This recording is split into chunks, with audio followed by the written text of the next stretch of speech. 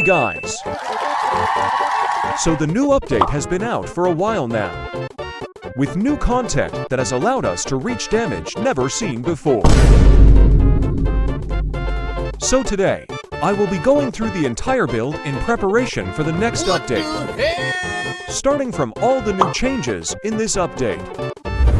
So first off, we've got the new index system. Head over to Slaya Island and walk over to this NPC near the first house. This is the new index system, which makes use of your game progress to give you overall buffs. This includes everything from melees to clans to relics and so on. The more progress you have in the game in terms of unlocked items, the more buffs you get. And in the case of damage build, the damage, crit damage, and crit chance from this is crucial. So if you can, try to max index out to 200. If not, at least 180 cents damage and crit damage are more important than crit chance and increasing damage. Next up, we got a much better race to use now. And that is the new secret rarity race, Reaper. The buffs for this are incredible, with 140% base damage buff for swords and even 25% execute damage. Since we will be using a sword build this time, this race gives an extremely huge damage buff to the build.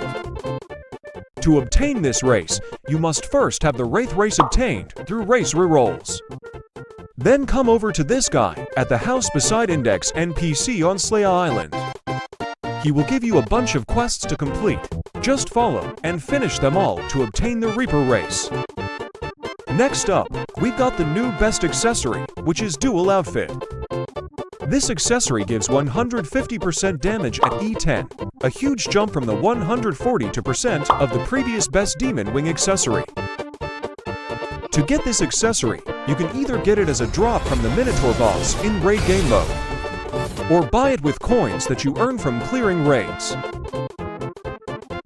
This also ties into our next change, which is the title. The new best damage title is Dual Swordsman, which also drops from raids. Next up, we have a new clan to use. And this clan is the Senzu clan, which has a passive similar to the Altar clan. The passive works by buffing the 6th skill you use every time to have extra multiplied damage, which will be perfect to do a burst of damage in a single skill.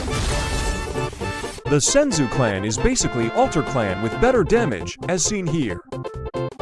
So to reach that 3 trillion damage, we will have to use the Senzu clan. However, if you want an overall more consistent and higher damage build rather than a burst of damage, use the Frostbane clan.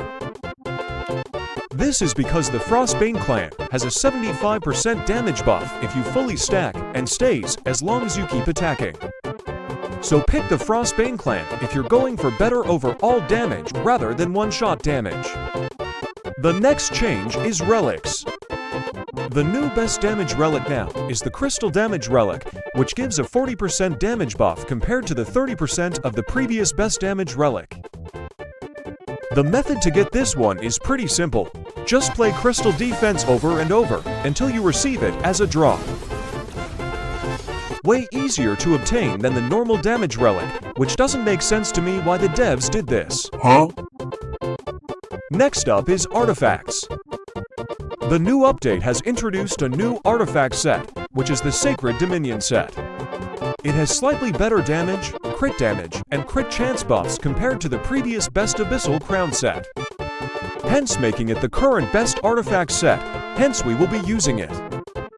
For the helmet, it can only be HP main stat, so go for that. For substats, get damage, crit damage, and crit chance. For the gloves, go for main stat damage and substats crit damage and crit chance. For the body, go for main stat crit damage, substat damage, and crit chance.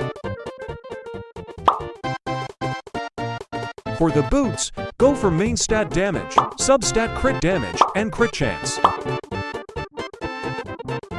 With all that, these are what my stats came out to be. My artifacts are not perfect, but good enough to deal a huge amount of damage. The last change in this update is the new level cap of level 20,000.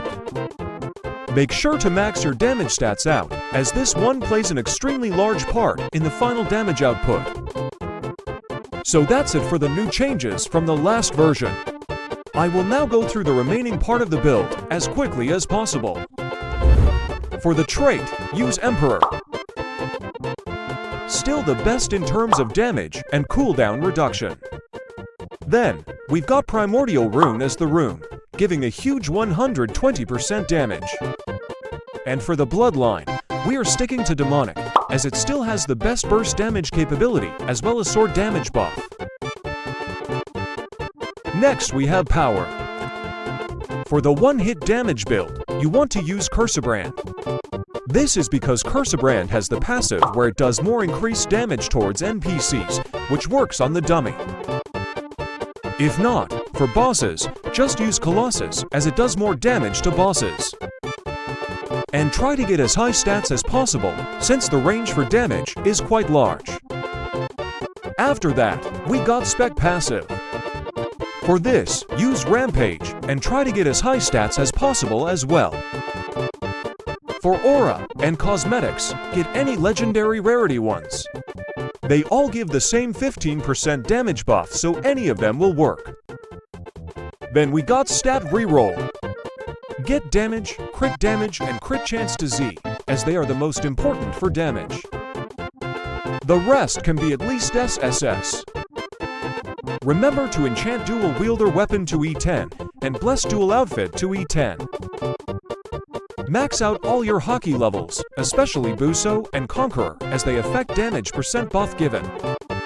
Also max out rune levels in Rune Dungeon, as they increase the Primordial Rune's damage buff. Max out damage, and crit chance stats for Crystal Defense. Skill Tree. Boss Rush. As well as Infinite Tower. Don't forget to have Buso and Conqueror Hockey. And lastly, the guild buffs that include damage, and crit chance buffs. So to get that 3-point to trillion damage, we must first hit the NPC many times with M1 to stack our Rampage passive. After that, use your skills 5 times to get to the 6th skill for the Senzu Clan passive. Then use your F skill.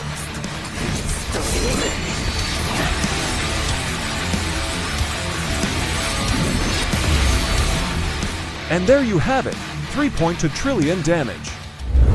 So that's how you can make the best damage build in the game currently. Hopefully, this will help you get ready for the upcoming updates. Stay tuned for more videos like this.